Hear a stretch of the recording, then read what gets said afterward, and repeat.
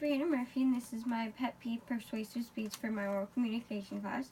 It's about bullying, and I hope that you enjoy it. Have you ever been bullied? Have you ever been a bully? Chances are, if you went to high school or middle school, you've been on either side of this. And this probably looked a lot like your daily experience. At the bus stop, going into school, you'd be faced with the bullies throughout the day, and it would be torture. Bullying is an epidemic that has affected many of our school children today, and most recently in Florida with the school shooting. My plan is so many kids are afraid to speak up or speak out about being bullied that we need to create an environment where they feel like they have a platform and people to go to feel supportive so that they don't have to live in fear of retaliation from these bullies. I have come up with 5 different solutions, 3 of which is to increase the effect of the bystander effect. Kids need to feel like they're not all alone and that people might intervene if they see something, they'll do something, or say something to help them. The school community needs to be more educated on these issues and learn how to deal with it between their faculty, their teachers, and inform the families of what is going on. The third point is support groups. Both online and in person can be very helpful and effective for helping children who are being bullied to find people that relate to what they're going through. Because sticks and stones may break bones, but words hurt. And a lot of these things are things that kids who are being bullied are faced with hearing every single day of their life. Statistics in bullying show 17.6% of bullying that goes on is pretty much verbal.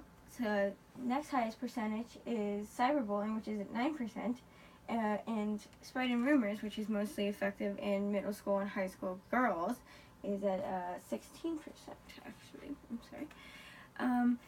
28% of school children, according to the Bureau of Justice Statistics, are bullied in the world today. In public school, mostly, 1 in 3 children in public school is affected by bullying. Mostly shocking is 87% of the bystanders are witness to this and do nothing to help out their fellow students. 83% of people who are bullied online are bullied in person as well. And 84% of those who bully children online are bullies in real life as well. Cyberbullying, though people don't realize, is just as hurtful as being shoved in a hallway, because words hurt. The next thing that I want to talk about is my own personal first-hand experience with being bullied. It started when I was 12 years old, and I was dealing with my own personal problems of having an eating disorder. I dropped down to about 50 pounds, and there were a bunch of girls that were my own age, about 5 of them, and they would love to just torment me and call me Twig and a skeleton and make me feel even worse about my freaky stature.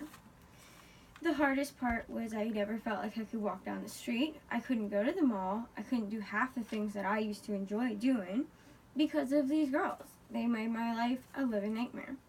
And I thought as we got older, things would get better. But it turned out that was actually the opposite of what happened. One day when I was 15, I was just biking in the park, minding my own business, trying to stay away from them. And then 2 of the girls decided that it would be really funny to get the one boy they were with, trying to impress, to throw something like the size of a baseball, or was a rock, at my bike. Thankfully, unlike some kids today, it didn't hit me, and I was fine. But what happened after the fact is the reason that most kids today are scared to stand up and fear of retaliation. After I tried to get these said kids in trouble in the park for attempting to throw a pretty big rock at my head, all they did was make my life even worse. I was dealt with cyberbullying, where they threatened to beat me up, and I felt as though I couldn't leave my own house because of these girls. They made my life horrible. I became a goth and really reclusive, and I got depressed and anxiety, and I think that is horrible that any child today has to go through anything similar to what I had to go through. StopBullying.com says that psychological effects that are affecting those who are bullied right now are the same as the ones that I dealt with. Depression, anxiety, a lot of this leads to truancy. They don't want to go to school, and who can blame them when this is the kind of things they have to put up with. Every 7 minutes a child is bullied. That is horrible. That is in the United States today, and has to stop. The 5 solutions that I have come up with that I spoke briefly about earlier, I believe could help put a stop to bullying in general. The first, which is most priority, is within the school community itself.